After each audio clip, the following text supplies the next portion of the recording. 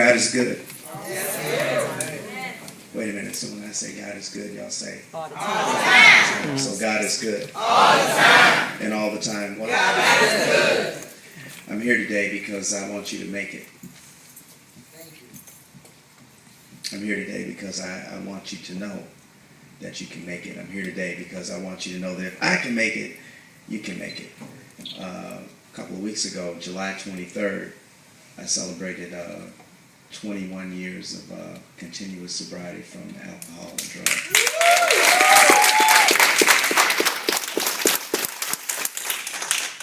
You know, I was at one of the other reasons I'm here today is because I visited a Covenant House in New Orleans during the Essence Festival over July 4th weekend.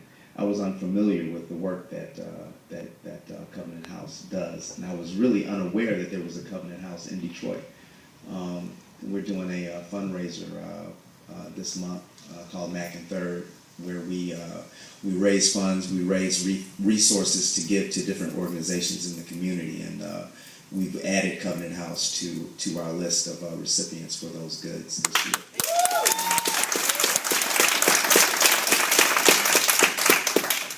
My parents threw me out of the house when I was 19 years old.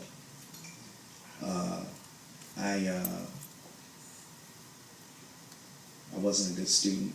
I was abused when I was a child. I was sexually abused when I was a kid. Emotionally abused. My stepfather was very verbally abusive, and I had childhood depression. I suffered from anxiety.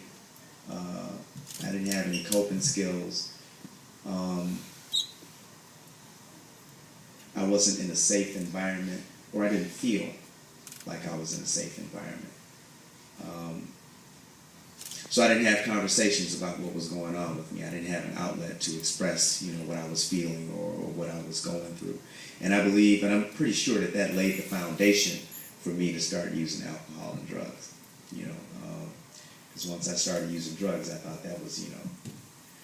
I got high for the first time, and that was all that I thought that I needed, for the rest of my life. So my parents threw me out of the house at 19. My family has a background of alcohol. They're alcoholics, it runs in our family. And so at 19, I was out on the streets. I didn't know that this was available. I got kicked out of the house. We lived in Southfield. My parents are both college graduates. We had 2 cars in the garage. We had a nice house. We lived in a nice neighborhood. So the problems of life are not. They don't discriminate.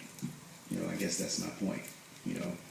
This is not. The issues that we deal with in order to be homeless are not just. Issues of the poor or issues of people who don't have. There are many people who do have a whole bunch who are just as screwed up as people who don't have anything. We see that every day, on television. We see it in the headlines. So I had every opportunity afforded to me. My parents could, I could have went to school. My dad's dream, he told me his dream was to send me to college. And I had all of that offered to me, but I went left. Sometimes we go left in life. And I went left. And after my parents threw me out of the house, I spent some time in the neighborhood flopping at my friends' houses. And that gets old. And then I ended up, being in my first shelter. Was a SOS shelter out in Royal Oak, and when I was 19 years old. And the first night I went into a shelter. My first night, the pastor of this church that we were sleeping at had a conversation with me because I was the youngest person who was there. Everybody else who was in this particular shelter, they were bona fide, grown men and women. They were in their 30s, 40s, 50s, 60s. And here I am, a teenager, fresh, young face, don't know anything about what's really going on in the world. I thought I did, but I really had no idea. And he told me that I should be careful, that I should be mindful of what was going on with me in my life, because I could end up being in that situation for the rest of my life. And that's always stuck with me. It's always stuck with me. And I know that he said that to scare me, and he said that to save my life, but he was speaking the truth, because today I can go to the last treatment center that I was in, the Salvation Army over on 4th Street. I can go to that treatment center. And my last drink was July 23rd of 1990. So I've been clean 21 years. I can go back to that place today, right now. I can leave here and go down there, and I can see cats that were there when I was there 21 years ago, continuing to do the same thing. So I say all this to say that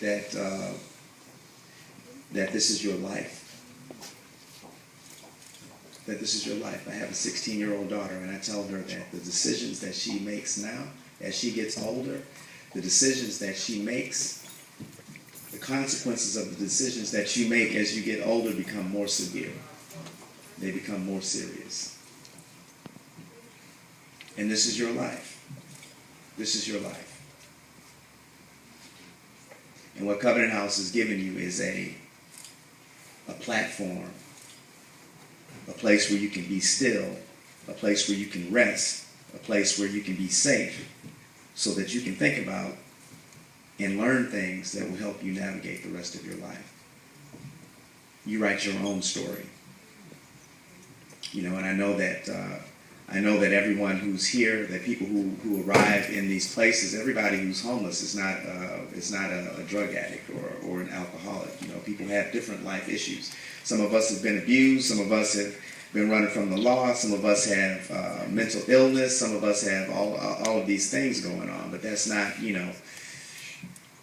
some of us have been abused, man, and we're running from people. And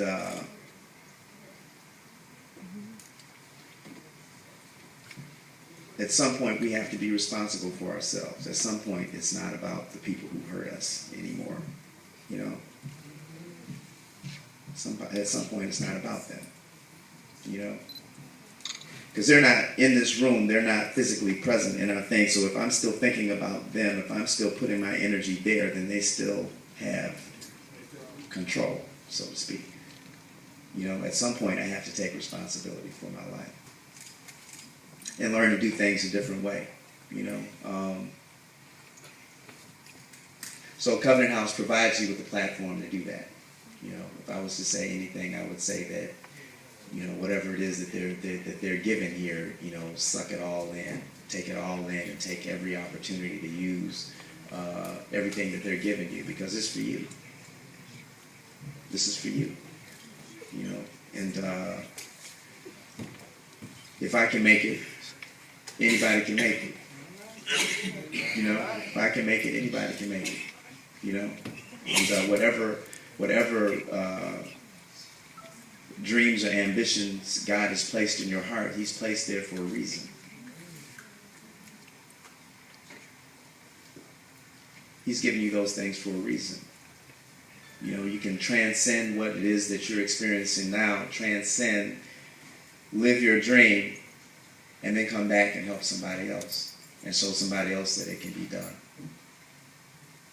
So I don't know, man. I just want you to make it. I want you to make it. And I want you to know that you can make it. And I want you to know that it's up to you to make it. Your destiny is not in anybody else's hands. It's in your hands. For real. And I say that not, because I read it, or because somebody told me that, or because it sounds good. I'm telling you because I've lived it. I don't have any reason to lie to you. So God bless you, and